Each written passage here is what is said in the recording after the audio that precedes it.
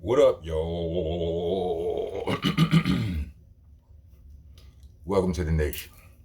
Monster Nation, that is. I'm your host, the president, the tour guide, owner, tenant, the janitor, mop the damn floor. Hit the subscribe if you're trying to be a citizen. Like, share, comment, do all the fly things that people do to make a page pop. I'm here with episode 2 of Sigma. Songs I got mad about. For this second installment of Sigma, I would like to direct your attention to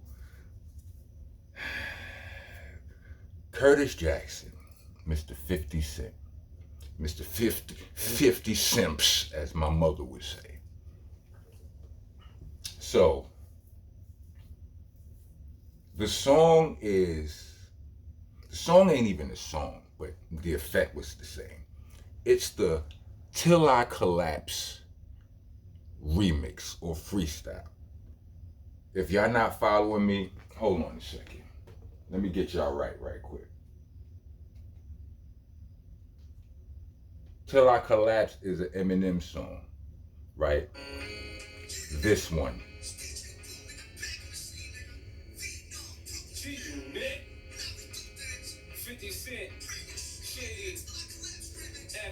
All right, that one. That one, right? Till I Collapse. If you're an Eminem fan, if you're in the know, you know. If not, just go look up 50 Cent Till I Collapse, right? I was always a big fan of Eminem's, from the start of his Aftermath career.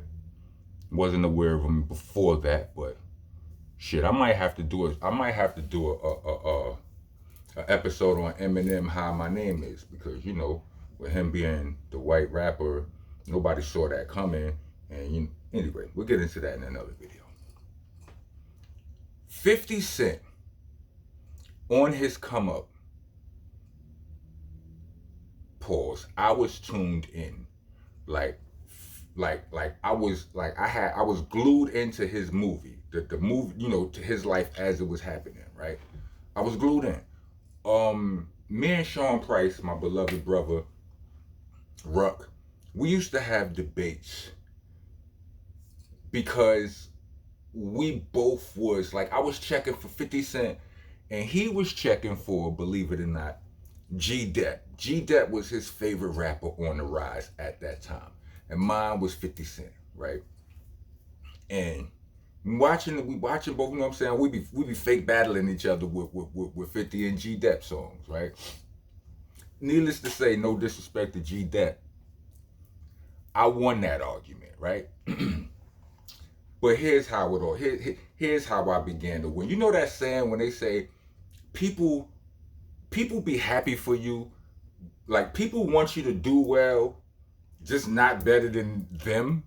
You understand? Nigga wants you to do good as long as you ain't doing better than him. I was a perfect example of this. And let me tell you how. Like I said, I was always a fan of 50. I seen the struggle, I seen the industry blacklisting them and all of this, that, and the third. But around the time I was, like 2001, 2001-ish, right?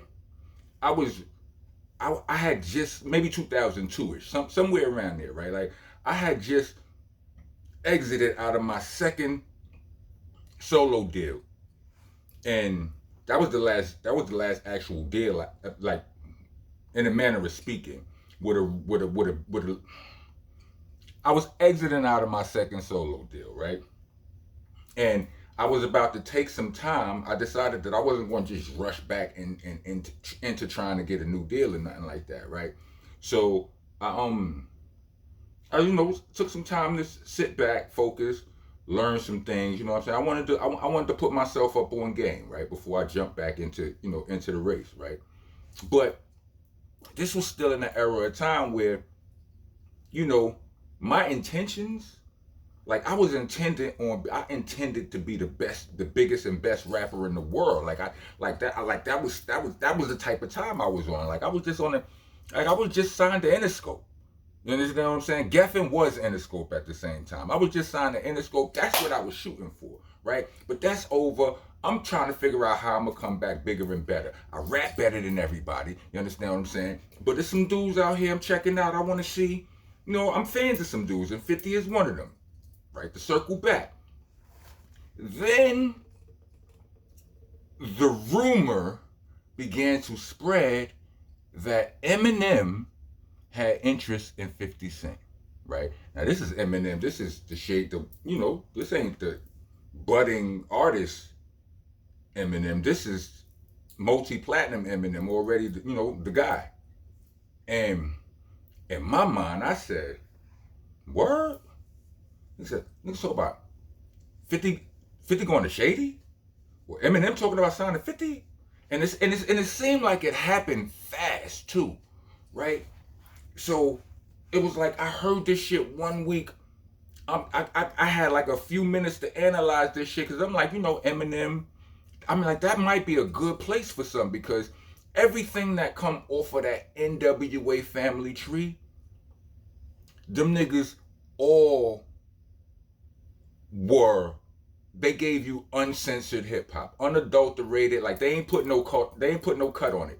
Them niggas would say what they. Where a lot of us had to, and I myself included, it was certain things that I couldn't say. I didn't have that much freedom. I had to get busy within certain parameters because I couldn't just say any old thing like to any old body. Like that shit got, you know, that shit get you canceled fast, and it's a whole nother video I can make on that.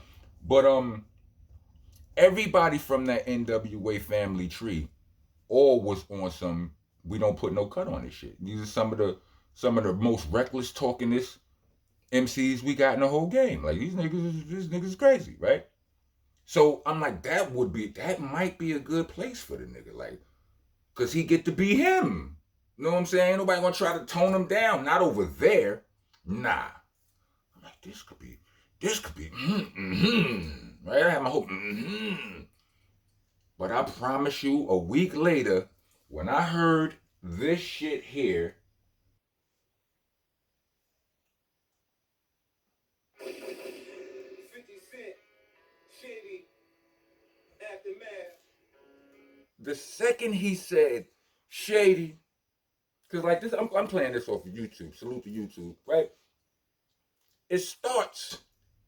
This don't even start from the beginning. Like the chords, the instrumentation plays out a little bit further, right? Like it comes from the last song. You know how when the mixtapes, when they would chop it off, it would fade. Anyway, you hear the bam bam bam bam bam bam bam bam bam bam.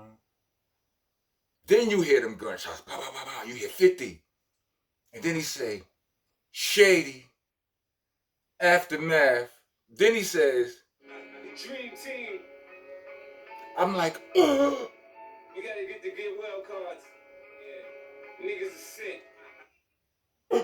I was sick. He said, we gotta get well cards. Niggas is sick. And I promise you, in that moment I was sick. My chest was hurting. Prime example. Niggas want you to do good, just not better than them.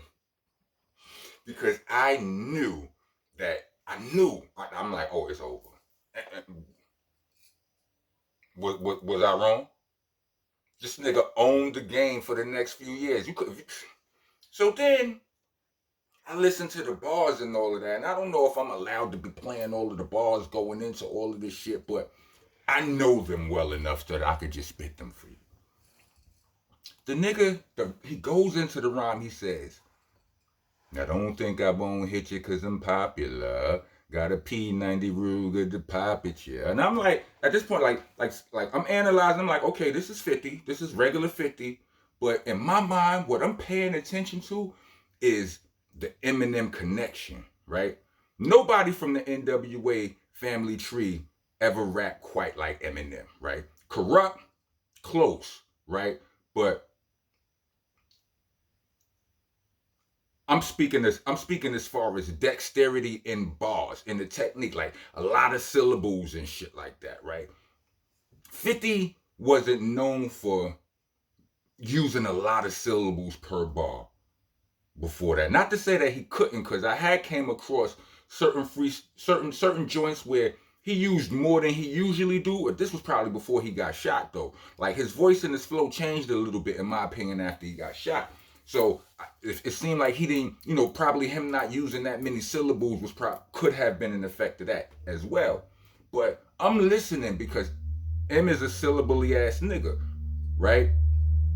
And what I know from being around a group of rap, it ain't no rapper that's ever been around me for an extended period of time and we didn't influence each other in some way. If he wasn't that good, he got better. If he was already good, we both got better. You understand what I'm saying? So this was what I'm listening for with 50. So he goes, I don't think I won't hit you cause I'm popular. I got a P90 Ruger to pop at ya. Catch you slipping, I'ma give you what I got for ya. My clip loaded with 16 shots for ya. Now that right there, basics, same 50. Kind of melodious, not too many syllables, easy to catch. You know what I mean? Then he said, you never had a hot gun on your waist and blood on your shoe because a nigga wouldn't said the wrong shit to you. That right there hit me in the heart right there. It was simple, but it was meat on the bones, pause. Like that shit stuck to your ribs. Like, because if Wusa, I digress, right? Then he said, homie, you ain't been through what I've been through. You're not like me, and I'm not like you. All very simple bars. More very simple bars. No one's really impressed by that, right? But it's cool. You in the mood. These are setup bars. And then he goes into, I'm like a animal with it when I spit it. It's crazy. Got semi-autos to pull holes in niggas trying to play me. One shot is not enough. You need Lisa Uzi to move me. After 4 bottles of Donna, kids start feeling woozy. I write my life. I write my life. You write what you seen in gangster movies. I'm gangster to the core, nigga. You can't move me. I find my space at the top. I got this rap shit locked. I never heard of you. You heard of me. I murder you. Since shell through your convertible. Long as you know this. Rich or poor hollow still go through your door. This is war. I'm like, what? Oh my God. I was like, nah. Nah. Oh, I was mad. I was mad about it. I was such a hater that day. But at the same time, I was enjoying it. Like, this shit was fucking fire, right? Listen, I was a hater and a lover at the same time, pause. You understand what I'm saying? So, yeah, I heard that. So I'm here. I'm hearing this nigga using more syllables. Him stacking. It's like this shit is this is it's over. It's over. He got this nigga has he can do everything now. It's like what? Like this nigga went and put bar work into the mid. Oh, we stuck with this nigga. I was happy about it, but I was happy about it. I just knew that it wasn't about to be me for the next couple of years because Jay-Z was already there. Fucking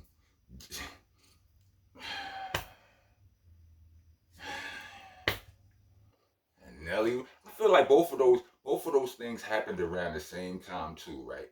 I feel like it within the same frame of time.